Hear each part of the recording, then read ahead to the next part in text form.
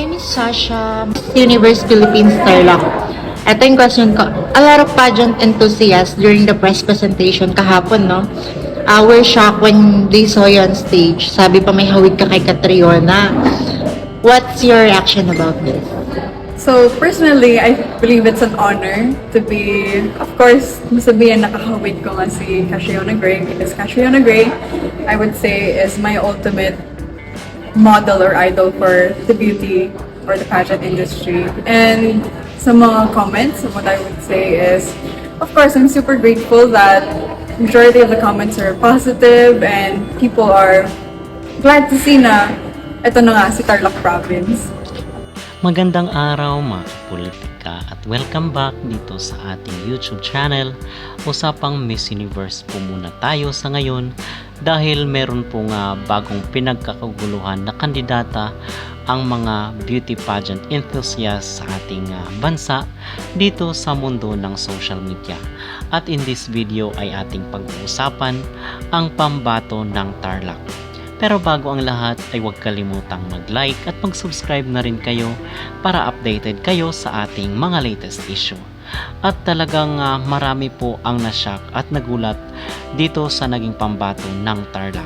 At doon sa ating mga naunang video ay marami po tayong napag-usapan na kung saan ay iilan sa mga dark horse or mga kandidata na posibleng maging frontrunner at magiging dark horse dito sa Miss Universe Philippines sa taong 2025. At doon sa ating mga naunang video ay nabanggit natin ang mga pambato ng Bohol, Benguet, Laguna, Siniluan, Sultan Kudarat, Cebu Province at Quezon Province. So yun po ang mga may posibleng maging frontrunner dito sa MUPH 2025. But in this video mga kapolitika ay idagdag po natin sa banga itong pambato ng Tarlac na si Sasha Lacuna. Kasi ngayon ay masasabi natin na siya isa sa mga darling of the crowd doon sa naging opening ng MUPH 2025. Marami po ang humanga sa kanya, napakaganda at para po sa atin ay meron siyang winning glow. Light din po ng kanyang personality, napaka-friendly ng kanyang personality at masasabi rin natin na meron rin siyang maibubuga pagdating sa stage presence. So, 2025. At yung announcement kagabi dito sa ABS-CBN ay sa May 2 po ang maging finals ng Miss Universe Philippines para sa taong ito. So itong si Sasha Lacuna ay dagdag po natin sa listahan na magiging at marami nga po talaga ang hindi nag-i-expect na itong pambato ng Tarlac ay kikinang doon sa opening ng MUPH. At ang magiging opinion ko at maging reaksyon ko, ang masasabi ko dito sa pambato ng Miss Universe Philippines Tarlac dahil siya talaga ngayon ang isa sa mga talk of the town dito pagdating sa beauty contest ay parang halo siya, pinaghalong Catriona Gray, Janine Tugonon, Miriam Kiambao at Pia Wurtzbach. So ito talaga yung nakikita ko dito kay Sasha Lacuna. Okay, so iwan ko lang ba mga kapolitika kung kayo po ay agree dito sa aking opinion or sa aking nakikita dito sa personalidad ng bagong mukha dito sa kandidata ng MUPH 2025.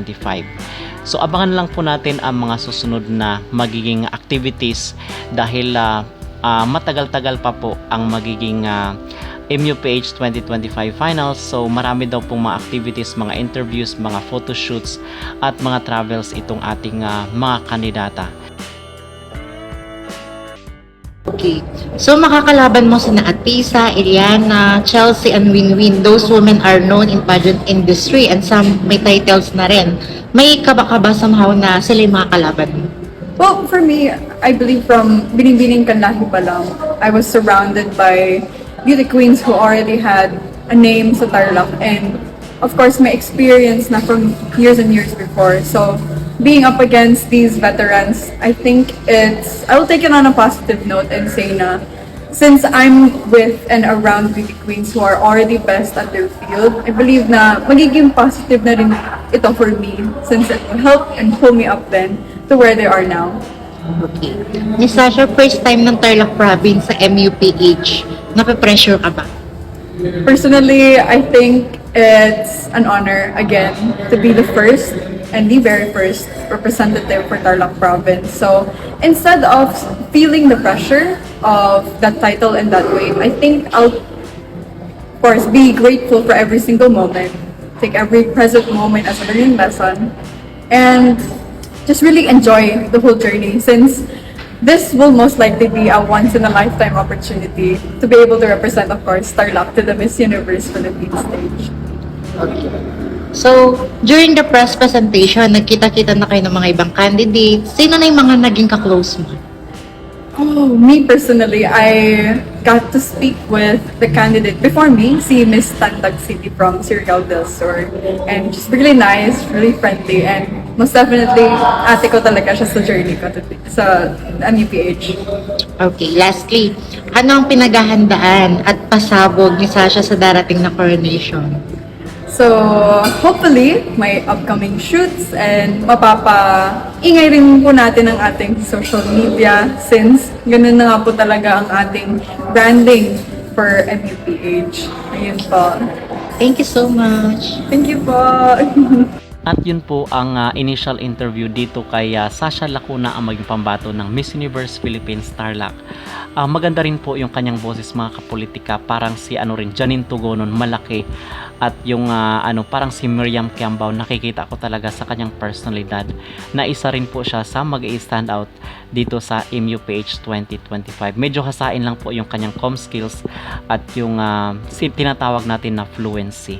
Okay, but overall ay talagang iba ang beauty nitong si Miss Starlock, na para siyang nasa showbiz, parang pinaghalo nga Maris Racal at Catherine Bernardo rin, kung meron siyang mga ka-look-alike dito sa showbiz industry. Samantala, nagbigay rin po ng kanyang early prediction or opinion kung sino ba yung mga standout doon sa opening ng MUPH 2025, itong pageant aficionado or isa sa mga kilalang pageant vlog dito sa mundo ng social media. So narito po ang kanilang hot list na kung saan ay para sa kanila standout doon sa opening ng MUPH 2025. Our hearts beat to the city streets. We began to feel the fire. We rise like tall buildings as the chemicals, they take us higher. The night's young and it's just begun as she puts her hand in mine. We wanna chase the night, wanna dance to the light, pull the stars from the sky, just two hearts running wild. Never sleep, never stop, as we shout from the top. We're gonna be two hearts running wild.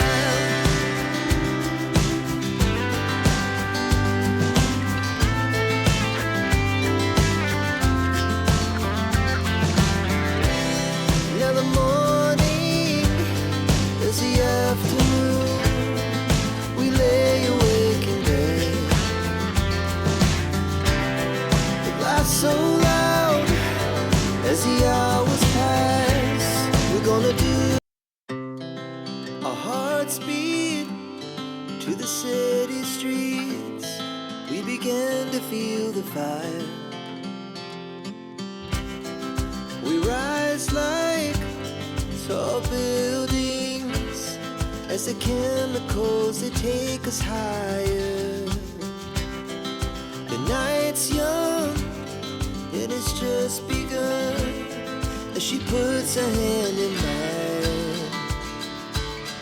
We wanna chase the night, wanna dance to the light, pull the stars from the sky, just two hearts running wild. Never sleep, never stop, as we shout from the top.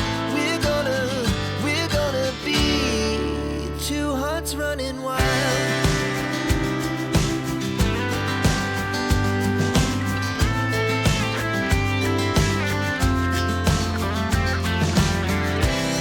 Now the morning is the afternoon. We lay awake in bed. The laughs so loud as the hours pass. We're gonna do. Our Our hearts beat to the city streets. We began to feel the fire. We rise like tall buildings as the chemicals they take us higher. The night's young and it's just begun as she puts her hand in mine. We wanna chase the night, wanna dance to the light, pull the stars from the sky, just two hearts running wild. Never sleep, never stop, as we shout from the top. We're gonna be two hearts running wild.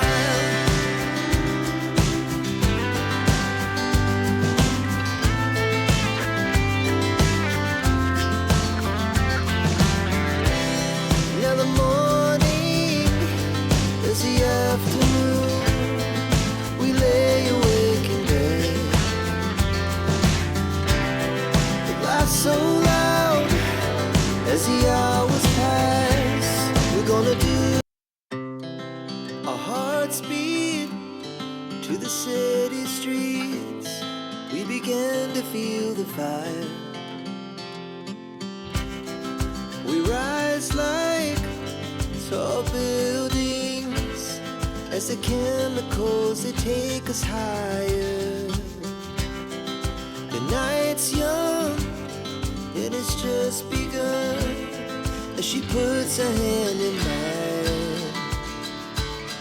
We wanna chase the night, wanna dance to the light, pull the stars from the sky, just two hearts running wild.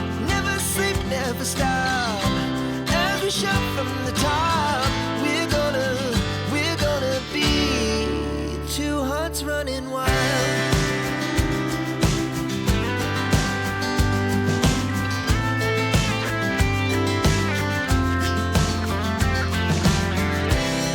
Now the morning is the afternoon.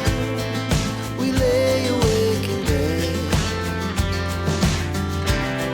The laughs so loud as the hours pass. We're gonna do. Our hearts beat to the city streets. We began to feel the fire. We rise like tall buildings as the chemicals they take us higher. The night's young and it's just begun as she puts her hand in mine. We wanna chase the night, wanna dance to the light, pull the stars from the sky, just two hearts running wild. Ano ang inyong maging reaksyon dito sa mga early prediction at mga early favorite sa Miss Universe Philippines 2025? Pasok po ba sa mga hot list ang inyong mga paboritong kandidata sa nasabing beauty contest? At ano ang inyong maging reaksyon dito sa maging pambato ng Tarlac sa MUPH 2025? Mag-comment down below at huwag kalimutang mag-like at mag-subscribe na rin kayo para updated kayo sa ating mga latest issue.